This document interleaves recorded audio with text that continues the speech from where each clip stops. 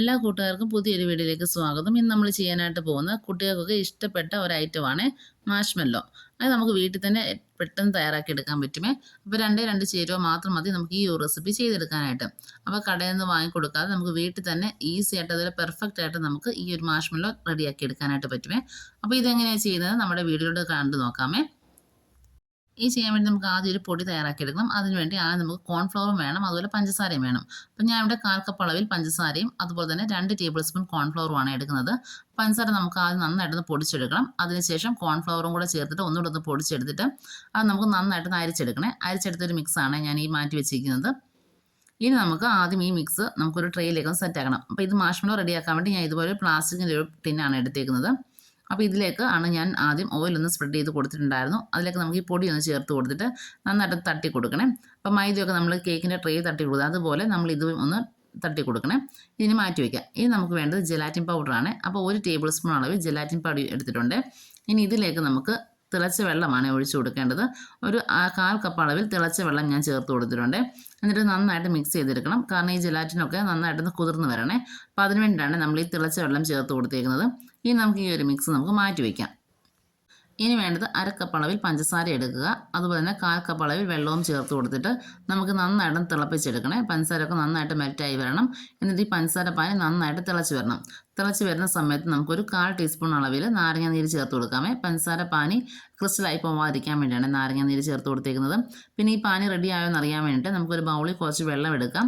അതിലേക്ക് നമുക്ക് പാനിയിൽ കുറച്ച് ഒരു 1/2 ടീസ്പൂൺ അളവിൽ നമുക്കിതിലേക്ക് ഒഴിച്ച് കൊടുത്തിട്ട് കൈ കൊണ്ട് നമുക്കിതൊന്ന് നീക്കി നോക്കണേ. കാരണം കൈ വെച്ചിട്ട് നമുക്കിതൊന്ന് എടുക്കുമ്പോഴേക്ക് നമുക്കൊന്ന് ബോൾ പോലെ ആക്കി കിട്ടണം. അതൊന്ന് ഉരുണ്ട് വരുന്ന രീതിയിൽ നമുക്ക് കിട്ടണം. അതാണ് പഞ്ചസാരയുടെ പരുവം എന്ന് പറയുന്നത്. ഇനി ഈ ഒരു മിക്സിലേക്ക് നമ്മുടെ ജെലാറ്റിൻ, നമ്മൾ ചൂടുവെള്ളം ഒഴിച്ച് വെച്ച ജെലാറ്റിൻ മിക്സ് അത് ഒഴിച്ചിട്ട് ഒന്ന് തിളപ്പിച്ചെടുക്കണേ. തിളപ്പിച്ചെടുത്തതിന് ശേഷം ഫ്ലെയിം ഓഫ് ചെയ്യാം. എന്നിട്ട് വലിയ ചൂടിൽ നമ്മൾ ബീറ്റ് ചെയ്യേണ്ട. ആ ചൂടൊന്ന് ചെറുതായിട്ടൊന്ന് മാറി വരുമ്പോൾ നമ്മൾ ബീറ്റ് ചെയ്ത് തുടങ്ങണേ. കാരണം ചൂട് ആറി കഴിഞ്ഞാൽ പിന്നെ നമ്മളൊന്നും ചെയ്യരുത്. പകരം ആ തിളച്ച ചൂടൊന്ന് മാറിയിട്ട് വരുന്ന സമയത്ത് വേണം നമ്മളിത് ബീറ്റ് ചെയ്തെടുക്കാനായിട്ട്. ഒരു 3-4 മിനിറ്റ് നമ്മൾ ബീറ്റ് ചെയ്യുമ്പോഴേക്കും നല്ലതായിട്ട് കിട്ടുമേ. നല്ല റിബൺ കൺസിസ്റ്റൻസി നമുക്ക് കിട്ടുമേ. ഈ രീതിയിലായാൽ മതിയേ. ഇനി നമുക്ക് നമ്മൾ സെറ്റ് ചെയ്ത് വെച്ചിട്ടുള്ള പാത്രത്തിലേക്ക് നമുക്ക് ഈ ഒരു മിക്സ് ഒഴിച്ചു കൊടുക്കാം. എന്നിട്ട് നന്നായിട്ട് ടാപ്പ് ചെയ്ത് കൊടുക്കണേ. പിന്നെ കളർ ചേർക്കണമെന്നുണ്ടെങ്കിൽ ആ ബീറ്റ് ചെയ്യുന്ന സമയത്ത് നമുക്ക് കളർ ചേർത്ത് കൊടുക്കാവുന്നതാണ്. ഞാൻ ഇവിടെ വൈറ്റ് മാത്രമാണ് ചെയ്യുന്നത്, അതുകൊണ്ടാണ് ഞാൻ കളറൊന്നും ആഡ് ചെയ്യാഞ്ഞത്. നന്നായിട്ട് ടാപ്പ് ചെയ്ത് കൊടുക്കുക. അതിനുശേഷം ബാക്കിയുണ്ടായിരുന്ന പൊടി നമുക്ക് കുറേശ്ശെയായിട്ട് ഇതിൻ്റെ മുകളിലൊന്ന് സ്പ്രെഡ് ചെയ്ത് കൊടുക്കണേ. അതിനുശേഷം നമുക്ക് അടച്ച് വെച്ചിട്ട് ഒരു 3-4 മണിക്കൂർ ഫ്രിഡ്ജിൽ വെച്ചിട്ടൊന്ന് സെറ്റ് ചെയ്തെടുക്കണം. ഫ്രീസറിലല്ല വെക്കേണ്ടത്, ഫ്രിഡ്ജിലാണ് വെച്ച് സെറ്റാക്കേണ്ടത്. ഒരു 4 മണിക്കൂർ കഴിഞ്ഞിട്ടുണ്ട്. ഇപ്പോൾ ഇത് നന്നായിട്ട് സെറ്റായി വന്നിട്ടുണ്ട്. ഇതിൻ്റെ സൈഡിൽ നിന്നൊക്കെ നമുക്ക് കൈ വെച്ച് നോക്കുമ്പോൾ തന്നെ നന്നായിട്ട് വിട്ട് വരുന്നുണ്ട്. അഥവാ വിട്ട് വരുന്നില്ല എന്നുണ്ടെങ്കിൽ ഒരു കത്തി വെച്ച് ജസ്റ്റ് ഒന്ന് വരഞ്ഞു കൊടുക്കണേ. പിന്നെ ഈ സൈഡിലൊക്കെ ഒട്ടി പിടിച്ചിട്ടിരിക്കുകയാണെന്നുണ്ടെങ്കിൽ കുറച്ച് പൊടി ഒന്ന് അപ്ലൈ ചെയ്ത് കൊടുക്കണേ. കുറച്ച് പൊടി ഇട്ട് കൊടുത്താൽ മതി, അതിന് ഇളകി പോരുവേ. ഇനി കൈ വെച്ച് നമുക്കിത് മുഴുവനായിട്ട് ഇനി ഇളക്കി എടുത്തിട്ട് നമുക്ക് വേറൊരു ട്രേയിലേക്ക് മാറ്റാം. അതല്ലാന്നുണ്ടെങ്കിൽ ഒരു കൗണ്ടർ ടോപ്പിലേക്ക് മാറ്റിയിട്ട് നമുക്കൊന്ന് കട്ട് ചെയ്തെടുക്കാവുന്നതാണ്. പിന്നെ കൗണ്ടർ ടോപ്പിലാണെങ്കിലും വേറൊരു പ്ലേറ്റിലാണെങ്കിലും വെക്കുമ്പം നമ്മൾ ആ പൊടി ഒന്ന് കുറച്ച് വിതറിയതിന് ശേഷം മാത്രമേ ഇത് വെക്കാവുള്ളേ. കാരണം ഇത് ഒട്ടിപ്പിടിക്കുന്ന ഒരു ടെൻഡൻസി കൂടുതലാണ് ഇതിന്. അപ്പോൾ അത് കാരണമാണ് അങ്ങനെ ചെയ്യുന്നത്. പിന്നെ കട്ട് ചെയ്യുന്ന സമയത്ത് നമ്മുടെ കത്തിയിലും നന്നായിട്ട് ഈ പൊടി ഒന്ന് അപ്ലൈ ചെയ്യണേ. എന്നിട്ടേ കട്ട് ചെയ്യാവുള്ളേ. അതല്ലെന്നുണ്ടെങ്കിൽ കട്ട് ചെയ്യാൻ പറ്റത്തില്ല. കാരണം ഈ ഒട്ടിപ്പിടിക്കുന്ന ആ ഒരു സ്വഭാവം ഉള്ളത് കൊണ്ടാണ്.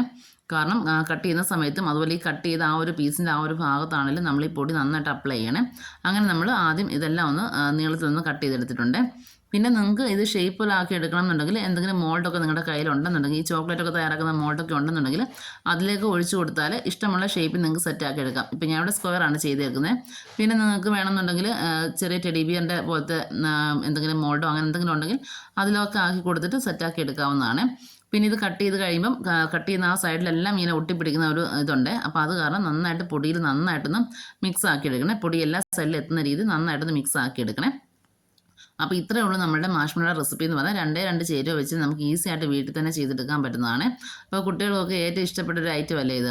അപ്പോൾ എല്ലാവരും വീട്ടിലൊന്ന് ട്രൈ ചെയ്ത് നോക്കണം. വീട്ടിൽ ചെയ്തിട്ടില്ലാത്തവർ ഒന്ന് ട്രൈ ചെയ്ത് നോക്കുക. ട്രൈ ചെയ്ത് നോക്കിയിട്ട് ഫീഡ്ബാക്ക് അറിയിക്കണം.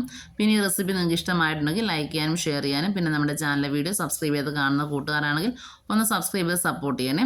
സബ്സ്ക്രൈബ് ചെയ്യുന്ന തൊട്ടടുത്തുള്ള ബെല്ലൈക്കൻ ഓൾ എന്ന ഓപ്ഷൻ എനേബിൾ ചെയ്യാൻ മറക്കരുത്. അപ്പോൾ മാത്രമേ ഞാൻ വീഡിയോ ഇടുന്ന സമയത്ത് നിങ്ങളുടെ ഫോണിൽ നോട്ടിഫിക്കേഷൻ കിട്ടുകയുള്ളൂ. അപ്പോൾ നമുക്ക് വീണ്ടും നല്ല റെസിപ്പിയുമായിട്ട് കാണാം. അതുവരേക്കും ബൈ. Thank you.